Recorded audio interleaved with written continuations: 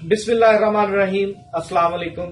آج میں شاملات ڈے کے اوپر شاملات پہ جو ہے وہ تاریخ کے تناظر میں یہ کیسے وجود میں آیا اور اس کا کیا کیا معاملات ہے وہ میں آپ کو بتاؤں گا۔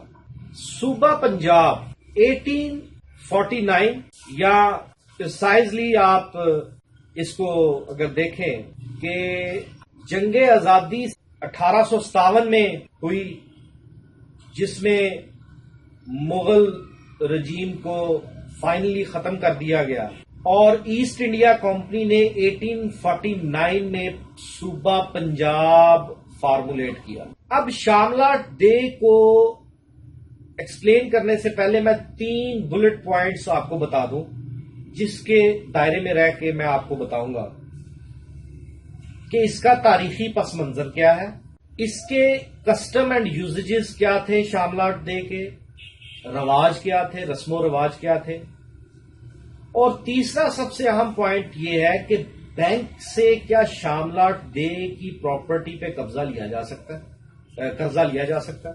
اب میں اس کی تھوڑی سی آپ کو تاریخ بتا دوں کہ صوبہ پنجاب جو ہے 1849 میں بنا اور اسی طرح باقی صوبے بنے۔ اب ویسٹ لینڈ غیر آباد زمین جو پڑی ہوئی تھی، میں سٹیپ بائی سٹیپ بتا رہا ہوں کہ شاملات تک ہم کیسے پہنچے۔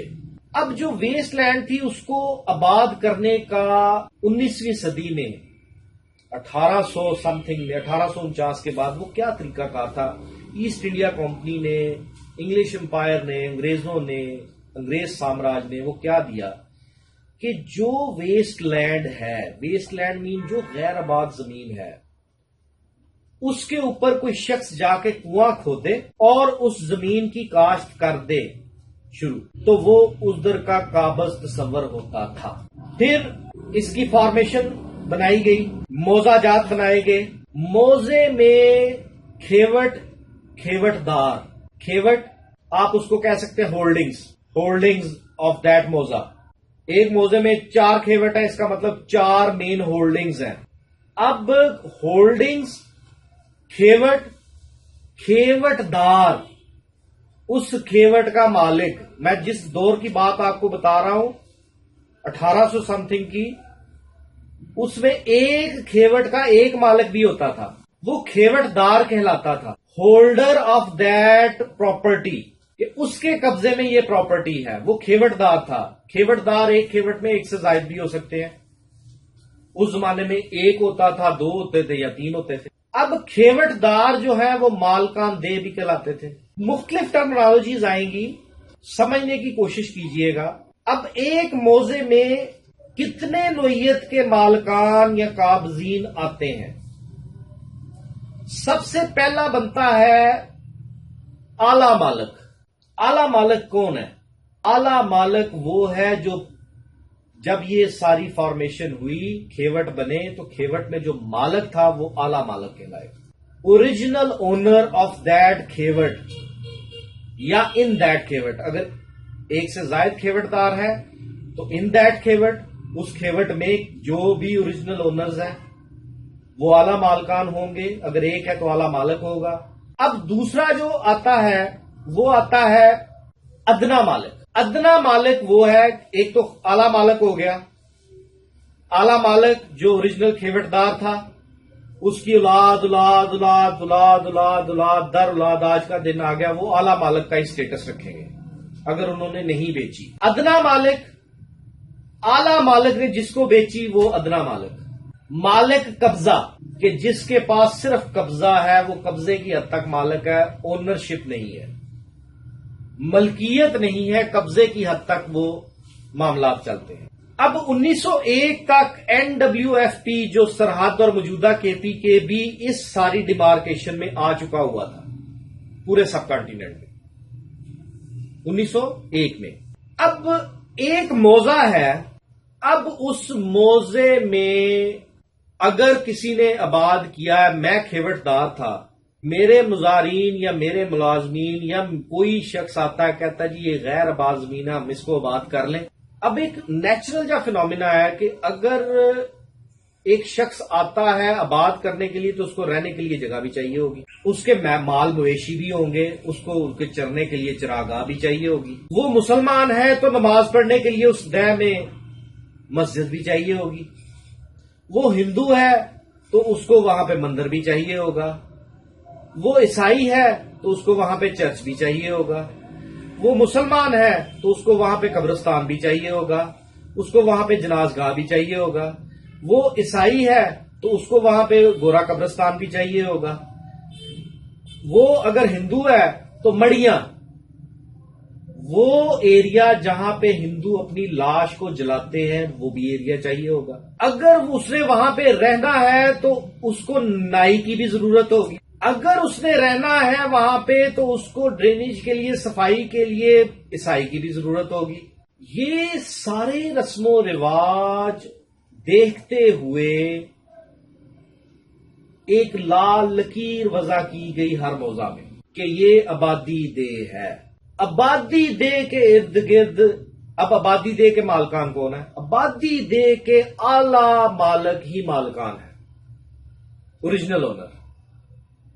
اگر ایک موضع میں 10 مالک ہیں تو 10 مالکان کے ہی معاملات وہاں پہ ہوں گے، 10 مالکان میں ہی وہ آبادی دے جو ہے نا ڈسٹریبیوٹ کی جائے گی۔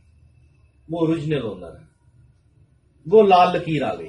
اب ان کی مرضی ہے کہ وہ جگہ جو ان کو آئی ہے آبادی دے میں، وہ اپنے مزارے کو دیں، وہ اپنے ملازم کو دیں، وہ جس کو بھی دیں، وہ وہاں پہ ان کو قبضہ دے دیں۔ اب with the passage of time وہ جو وہاں پہ سیٹل کیے گئے ہیں وہ مالک قبضہ کہلائیں گے۔ اب اس کے ارد گرد چیزیں بڑھتی گئی، چراگاہ آ گئی، جنازگاہ آ گئی، قبرستان آ گئے، مڑیاں آ گئیں، ہاسپٹل ڈسپینسری کے لیے جگہ آ گئی، اسکول کے لیے جگہ آ گئی۔ یہ ساری چیزیں پھر شاملات دے پرپورشنیٹ ویلیو کے ساتھ سب کا آ جائے گا۔ وہ جگہیں ٹرانسفریبل نہیں ہیں، ان جگہوں سے آپ فوائد تو اٹھا سکتے ہیں، آپ جنازگاہ ہے جنازہ پڑھا سکتے ہیں، قبرستان ہے دفنا سکتے ہیں، اسکول ہے بچوں کو پڑھا سکتے ہیں، چراگاہ ہے اپنی جانور چرا سکتے ہیں، لیکن بطور مالک آپ اس کو اون نہیں کر سکتے۔ وہ اعلی مالک کے ہی انڈر آئے گا۔ اب اعلی مالک اپنی یہ پراپرٹی کبھی بھی کلیم کر سکتا ہے، لیکن ادنا مالک اپنی پراپرٹی کلیم نہیں کر سکتا۔ اعلی مالک تھا، 100 ایکڑ کا مالک تھا، ادنا مالک نے آ کے 100 ایکڑ اس سے خرید لیا۔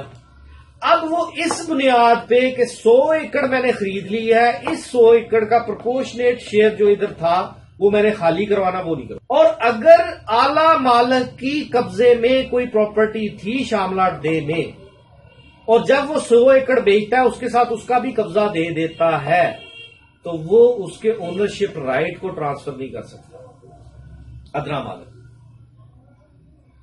اعلی مالک شاملات ڈے میں رجسٹری بھی کر سکتا ہے، مالکانہ حقوق دے سکتا ہے۔ وجہ کیا ہے؟